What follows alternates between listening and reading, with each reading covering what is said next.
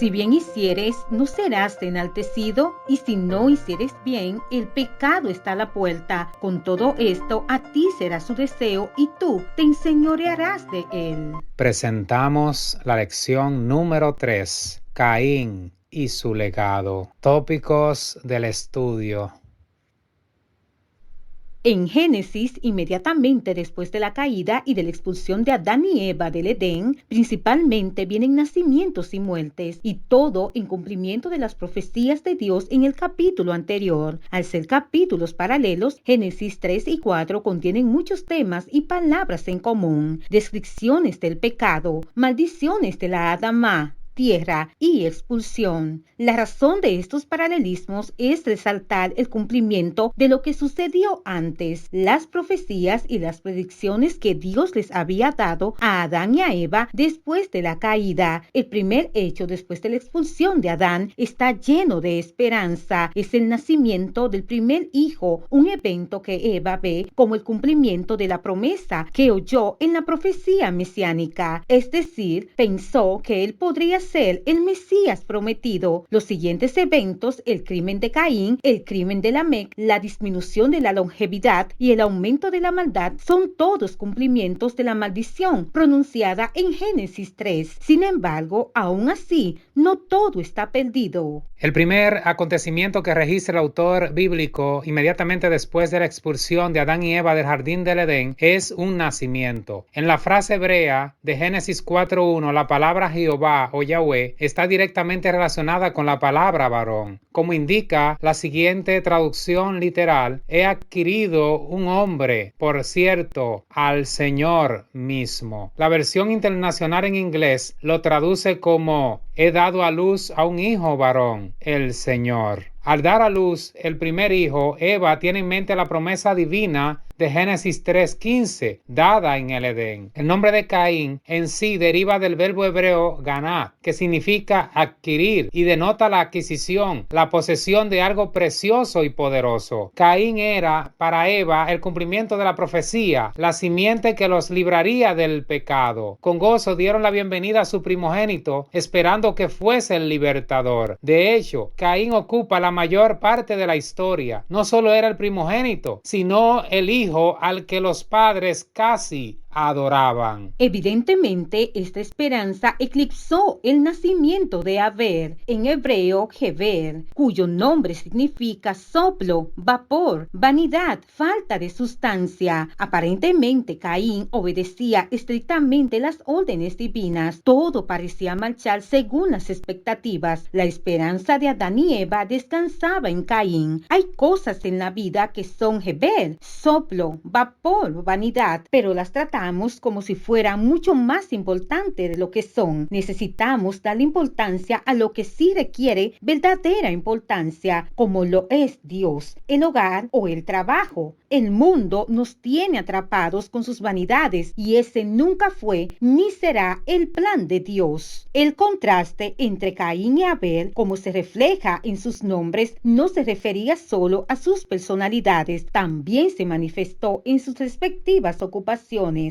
Mientras que Caín era labrador de la tierra, una profesión que requería duro trabajo físico, Abel era pastor de ovejas, una profesión que implicaba sensibilidad y compasión. Caín era productor agrario, Abel pastor de ovejas. Estas dos ocupaciones no solo explican la naturaleza de las dos ofrendas, el fruto de Caín y la oveja de Abel, sino también las dos diferentes actitudes y mentalidades psicológicas asociadas con las dos ofrendas. ¿Por qué Dios aceptó la ofrenda de Abel y rechazó la ofrenda de Caín? ¿Cómo entendemos lo que pasó aquí? Sin derramamiento de sangre no podía haber perdón del pecado. Y ellos, Caín y Abel, habían de mostrar su fe en la sangre de Cristo como la expiación prometida al ofrecer en sacrificio las primicias del ganado. Además de esto, debían presentar ante el Señor como ofrenda de agradecimiento los primeros frutos de la tierra. Si bien Abel cumplió las instrucciones de Dios y ofreció la ofrenda vegetal, además del holocausto de animales, animales, Caín se negó a hacerlo. No trajo un animal para ser sacrificado, sino solo una ofrenda del fruto de la tierra. Fue un acto de abierta desobediencia, en contraste con la actitud de su hermano. Esta historia a menudo se ha visto como un caso clásico de la salvación por la fe, Abel y su ofrenda de sangre, en contraste con un intento de obtener la salvación por las obras, Caín y su fruto de la tierra. Aunque estas ofrendas debieron haber tenido un significado espiritual, no tenían ningún valor mágico en sí mismas. Siempre fueron meros símbolos, imágenes que apuntaban al Dios que ofrecía al pecador no solo sustento, sino también redención. Cuando obramos diferente a lo que Dios ha ordenado, estamos haciendo el intento de salvarnos por nuestras propias obras. Ser salvo por gracia implica aceptar el sacrificio de Cristo y en consecuencia la obediencia resulta natural. ¿Cuál es el proceso que llevó a Caín a matar a su hermano? Al parecer, la ira de Caín estaba dirigida a Dios y a Abel. Caín se enojó con Dios porque pensaba que era víctima de una injusticia y se enojó con Abel porque estaba celoso de su hermano. ¿Celoso de qué? ¿Solo de la ofrenda? Sin duda, había más detrás de la escena de lo que revelan estos pocos versículos. Cualquiera que haya sido el problema, Caín estaba deprimido porque su ofrenda no había sido aceptada. Las dos preguntas de Dios en Génesis 4:6 se relacionan con las dos condiciones de Caín. Fíjate que Dios no acusa a Caín. Al igual que con Adán, Dios hace preguntas, no porque no sepa ya la respuesta, sino porque quiere que Caín reflexione sobre sí mismo y luego comprenda la razón de su propia condición. Como siempre, el Señor busca redimir al caído, incluso cuando falla abiertamente. Después de hacerle estas preguntas, Dios aconseja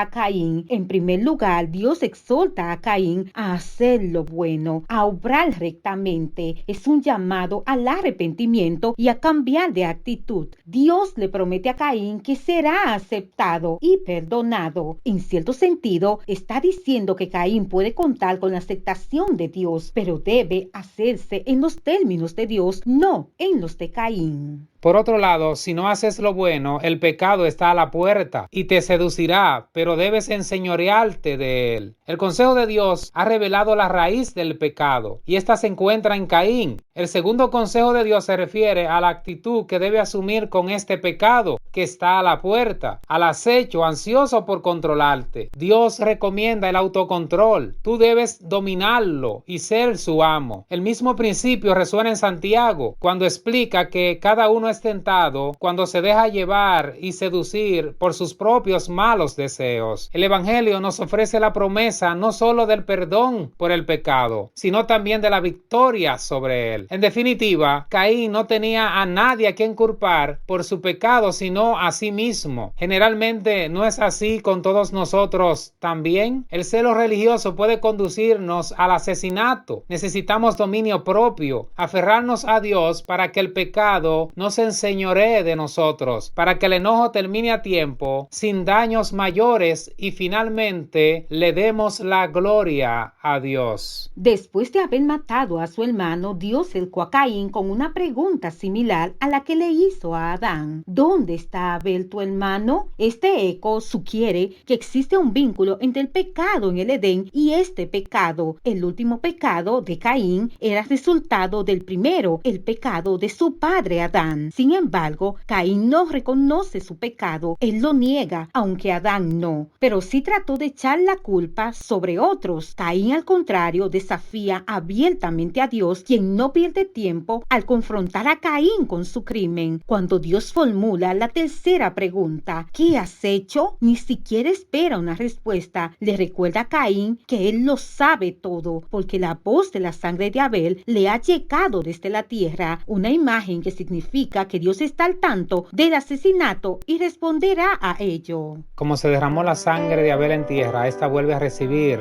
una maldición. Como resultado, Caín es condenado a vivir como refugiado, lejos de Dios. Recién cuando Caín escucha la sentencia de Dios, reconoció la importancia de la presencia de Dios, porque sin ella temió por su vida. Incluso después de asesinar a sangre fría a su hermano y de su actitud desafiante, el Señor todavía le muestra misericordia y, aunque Caín se alejó de la presencia del Señor, el Señor todavía le brindó algún tipo de protección. Exactamente cuál era esa señal no lo sabemos, pero sea cual fuere, la recibió solo por la gracia de Dios. Caín es consciente de que vivir lejos de Dios lleva a la muerte, pero Dios en su misericordia cuida aún a los pecadores, aún después de haber fallado y ser arrogantes, orgullosos, soberbios. Dios sigue extendiendo su mano para salvarnos, para darnos su protección. ¿Cuál fue el legado de Caín? ¿Cómo abrió el camino para la creciente maldad de la humanidad? Los descendientes de Caín fueron empeorando de generación en generación. Lamec, séptimo desde Adán, es un ejemplo claro de ello. Al tomar dos mujeres para sí, Eva expresó su fe en que el libertador prometido vendría mediante Set. La simiente mesiánica se transmitiría en el linaje setita. A partir de Enos, hubo una clara diferenciación entre los descendientes de Set, los hijos e hijas de Dios, y los de Caín, los hijos e hijas de los hombres. Mientras que el linaje de Caín se alejaba cada vez más de Dios, el linaje de Set procuraba acercarse a Dios. Al igual que Lamec, Enoc fue séptimo desde Adán. Qué contraste entre la experiencia de estos dos primos. La frase hijos de Dios se refiere al linaje de Set, porque están destinados a preservar la imagen de Dios. Por otro lado, la identificación las hijas de los hombres parece tener una connotación negativa, ya que se contrasta con la descendencia de quienes son conforme a la imagen de Dios con quienes son conforme a la imagen de los hombres. Y es bajo la influencia de estas hijas de los hombres que los hijos de Dios tomaron mujeres para sí, escogiendo entre todas, lo que indica la dirección equivocada que estaba tomando la humanidad. La historia no ha cambiado. El pecado continúa llevando a la humanidad en la dirección equivocada, y es necesario comprender que solo hay dos grupos, los hijos de Dios y los hijos de los hombres, los que son conforme a la imagen de Dios y los que son conforme a la imagen de los hombres. ¿Seguiremos el legado de Caín o el legado de Set? Dios te bendiga.